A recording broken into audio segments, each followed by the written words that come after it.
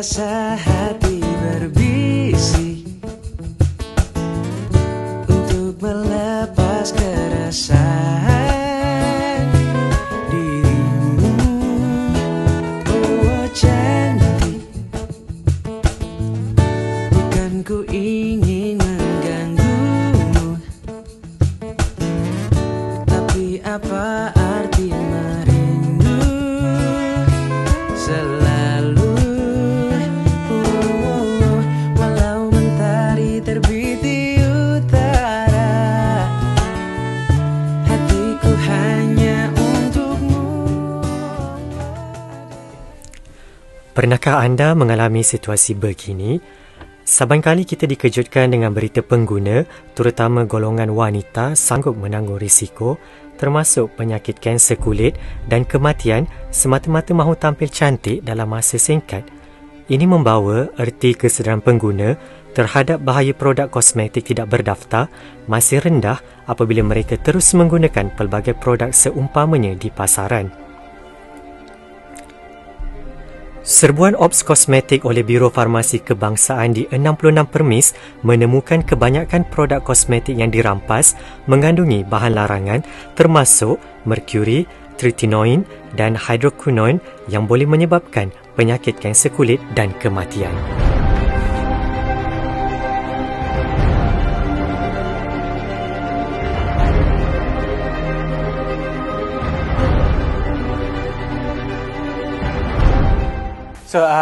Sememangnya produk-produk kosmetik yang ada di pasaran, terutamanya daripada sumber-sumber yang boleh diragui, mengandungi banyak ratusan bahan kimia seperti hidroquinone, merkuri, plumbum, kadmium, kromium, arsenik dan sebagainya.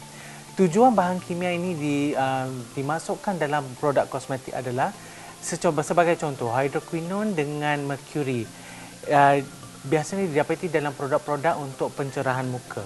Sebab mereka ni bahan kimia ni adalah ejen pencerahan.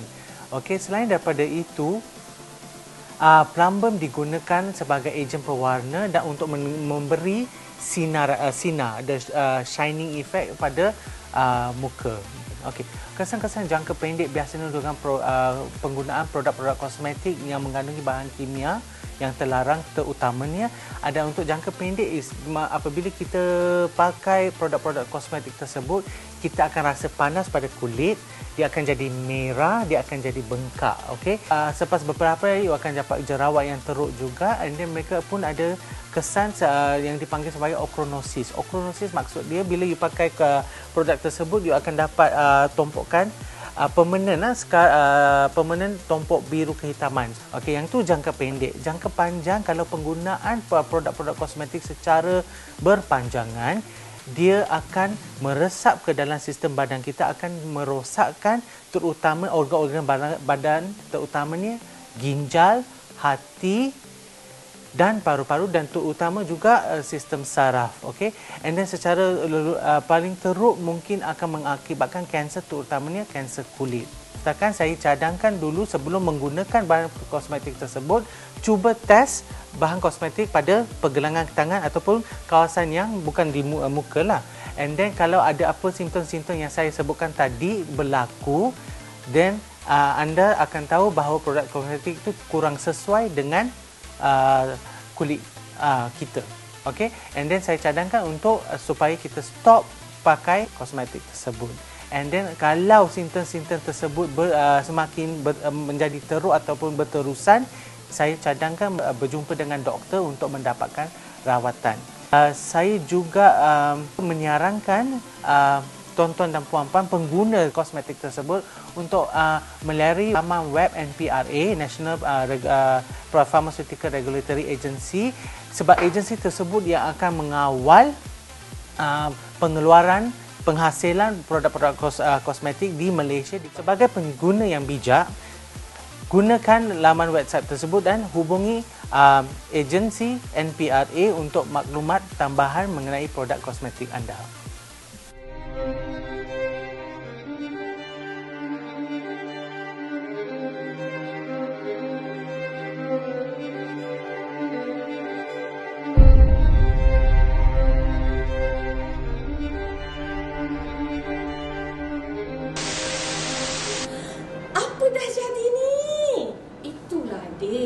jangan guna kosmetik sebarangan. Pastikan ia mendapat notifikasi daripada Kementerian Kesihatan Malaysia. Takut ada kesan sampingan jika tidak pilih betul-betul. Jangan merana kerana rupa. Mesej dari Jabatan Kimia, Fakulti Sains, Universiti Putra Malaysia.